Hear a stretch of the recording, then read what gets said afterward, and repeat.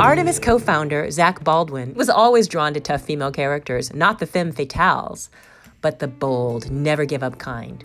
He feels a great action script with a female lead makes things much more interesting and gives a unique perspective to even run-of-the-mill actioners.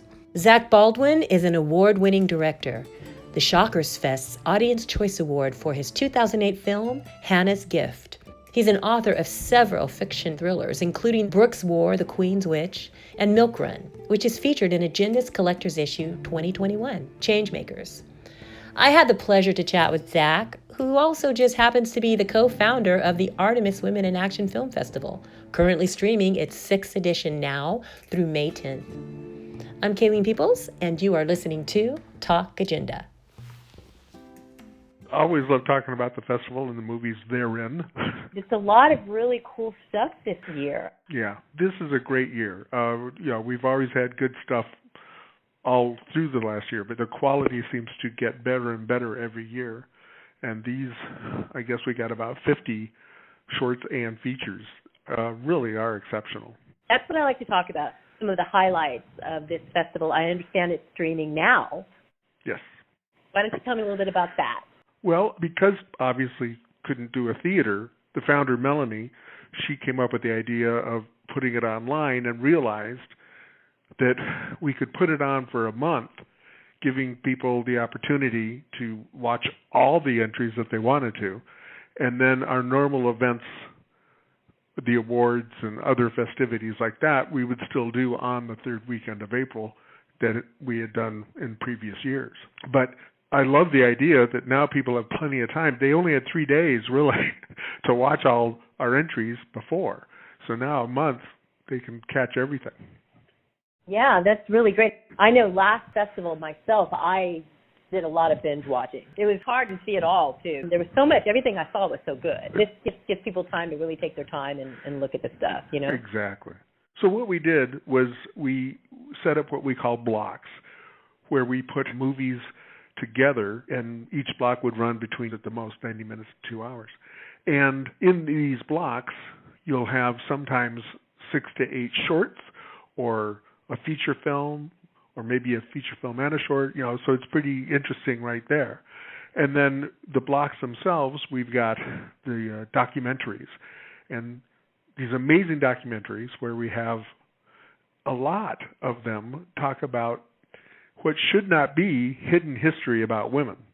Mm-hmm. Race car drivers from the 50s, another race car driver from the 70s that won races, and people have never heard of them. An Olympic champion, Florence Griffith Joyner, who still holds world records, has never been acknowledged for it because of rumors, not because of fact, rumors of her drug testing or drug using, and she never failed a test, and yet they don't acknowledge her. Other documentaries about women firefighters, MMA fighters, the breadth of the amazing women and the amazing films about them is pretty astounding. Why do you think that is? Well, I mean, not to be too cynical, but I'm not the first one to say that history is written by the people in charge. I think the classic is, written by the victor, but I just find that people who are in charge will focus on what they want to focus on. And women in history, again, I'm not the first to notice that there's a lot of incredible stories that have just never come to the surface. And one reason why this festival was divined was to try to open up people's perceptions of women and learn about all the amazing things that people have been doing for a long time and just not been noticed. Yeah, and it is called history, not herstory, right? Yeah, that's been a big issue. And the word should throw in the white thing, because there's a tremendous amount of history on all cultures that have just been totally dismissed. I was a kid growing up fighting the history books because I'm going, wait, this is just too one-sided. Anyway, I digress. The thing, I will be honest with you, that my favorite part of the festival is Women in Action. And we've got these great blocks of action films. Most of them are short and powerful. And I have a sense of humor, or sort of, and so that one of them is called Punchlines. and that's the action comedy, and I love that.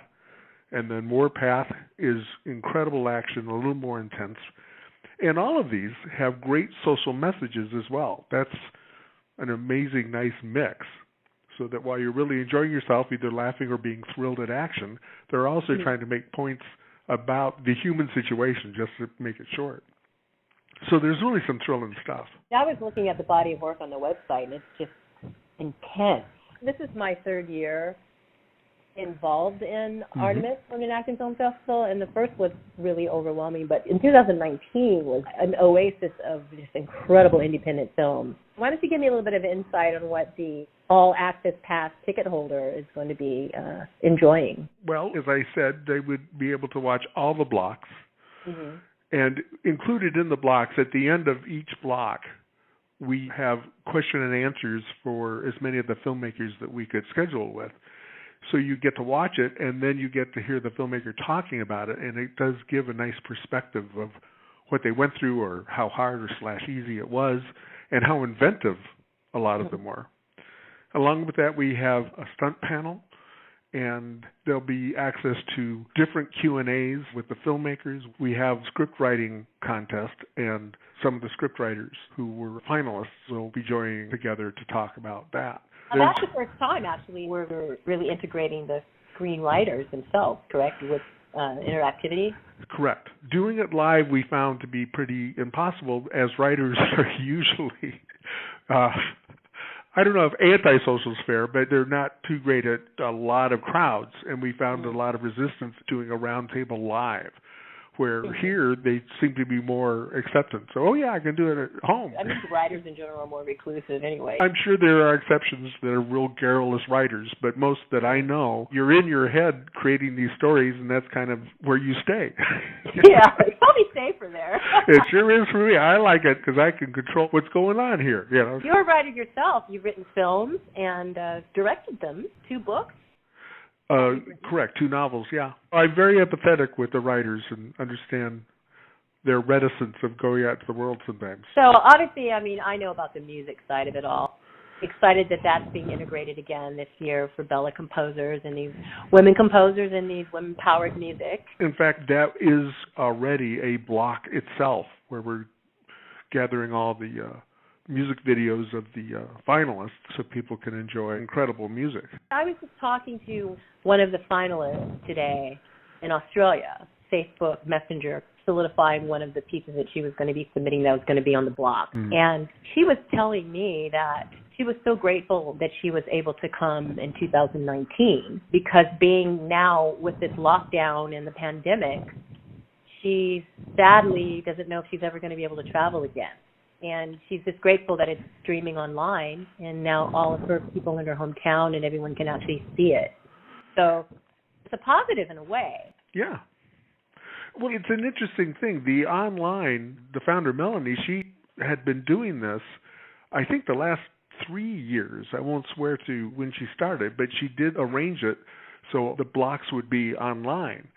But for some reason, it didn't catch on, I guess, because everyone was focused on going to the theater. So now that we're doing this and no one can go to the theater, then everyone's going, oh, this is great. Because you have more time, you can do it on your schedule. I think it's great. And as I said, I visited the site, and I'm just, blown away by the layout. It looks incredible. And it really gives me a chance to really take in what I want to see. There's some really cool things like Boy Eats Girl. I really want to see that. Again, I go with blocks. It's a fabulous block of comedy action. And, Boy Eats Girl, Zombies, a Love Story. It's a very clever, fun little short. It knocked me out. Did a beautiful job with that. Yeah, and then there are so many others. It's just it's so much. It's I'm going to be enjoying myself. And I'm glad that it's going to be running for, I think you guys said through, well, Melanie said through May 10th, but it might even be after that. It might even be a little bit longer, she said, maybe. Yeah, I know that her goal would be to have it play as long as possible, but I know May 10th will be the earliest that we stop it, so that it gives people plenty of time.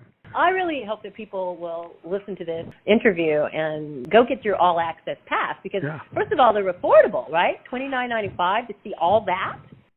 Yeah, usually $29.95 if you go to the theater, that's two people and maybe a bag of popcorn Exactly. for one movie.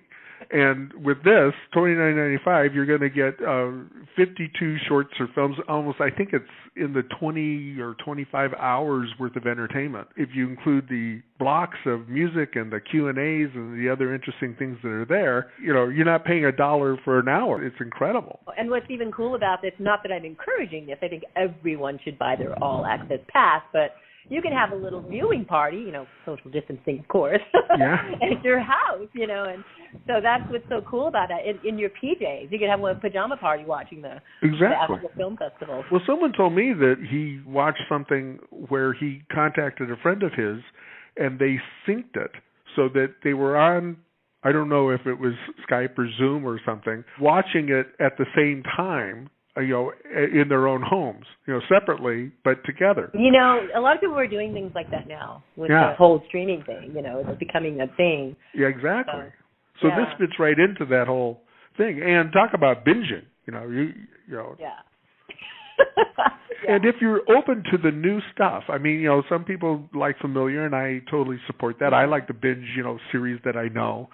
Where this, you are open into different worlds at the max every hour, but some of these blocks will be 5-10 minutes and can change your life, because I didn't know that happened.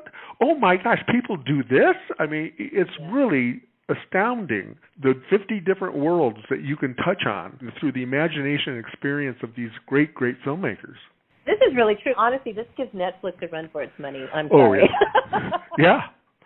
Yeah. Even though some of these were done what the word is called independent, the imagination and the delivery of this stuff stands right up there as well to Netflix. I want to tell you something. The last two festivals that I was involved in, I, like many people, have an idea of what independent film is. Mm-hmm. But I didn't get that. The only thing I got that was independent about anything was that it was free thought. It was extra creative. It wasn't cookie cutter. But the production values were there. It was just like watching a studio film. The only two things that are different are lack of stars. Where's George Clooney? I get it, but if you're okay without having to have a star in it, huge productions of, whole planets exploding or things like that. But the action itself, it might be more intimate, but it's done just as well as your big feature fight films. I agree with that. Yeah. I totally agree with that. Just based on what I saw last year. Mm-hmm. I mean, I'm sorry, I keep saying last year, but the 5th edition. Yeah, the last edition, yeah. So. Right.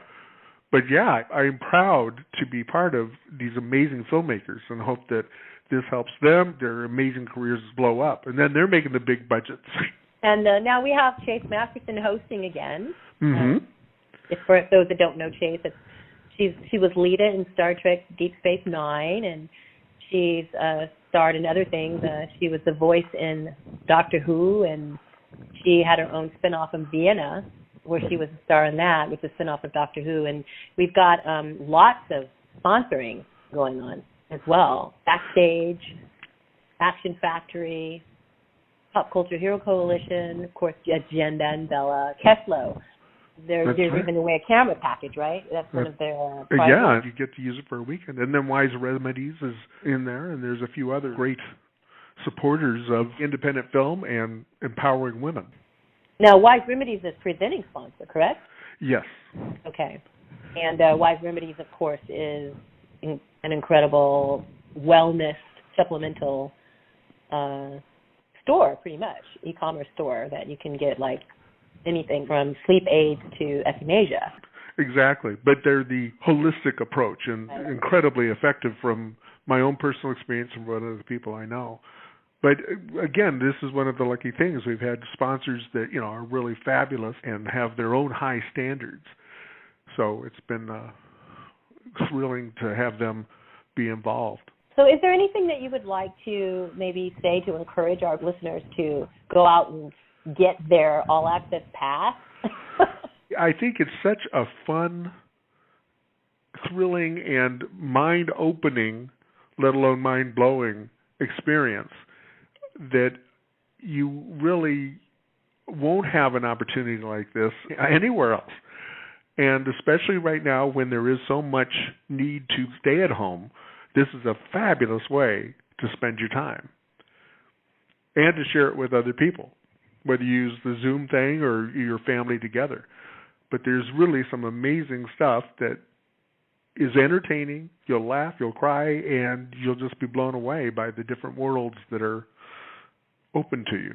And I think what I like most about this festival and the uniqueness of this festival is it really is about women in action, women-powered things, strong women characters. You just don't see enough of that in mainstream theater. You don't. No, and a lot of people hear the word film festival, and they're not wrong that sometimes there's this, oh, these are art films. These are, important movies.